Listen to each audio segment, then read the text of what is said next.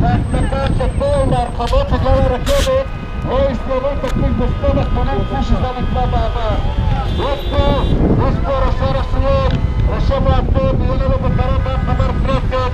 אנחנו את הנושא הזה של כביש 71 לא נוריד מסדר היום. אנחנו נחזור כאן כל שבוע לעשרה נוספות על מנת שיאמינו שפה התושבים לקחו את העניינים לידיים. אי אפשר להשאיר את זה להחלטות ממשלת ישראל. אנחנו הפעם נוביל את המאבק הזה, ואנחנו נציע שמדינת ישראל תפעל על פי לחץ תחומים ולא על פי מדיניות שהיא קבעה לעצמה. ולכן אנחנו קוראים לממשלה, אבא במיידי, כל הצרכנים כאן עובדים, הקטלנים, תנו להם להמשיך להרחיב את הכביש לשתי מסלולים ולפתור. תסתכלו פה מה הם עושים בחצי שעה האחרונה, איזה כמות משאיות, איזה כמות אוטובוסים.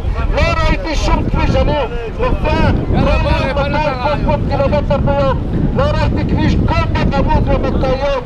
הוא מסכן את תושבי עפולה, המועצות האזוריות, תושבי בית שאן.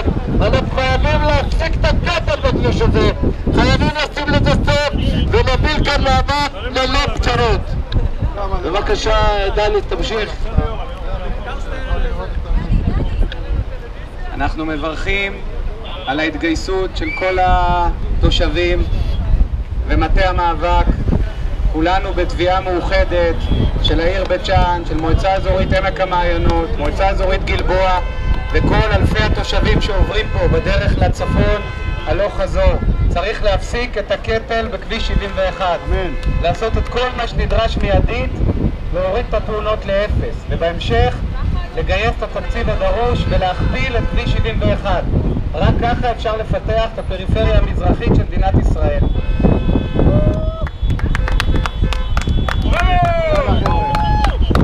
בואו לא נציג את האנשים, למה אחר כך האנשים יצאו עלינו. תודה רבה לכם.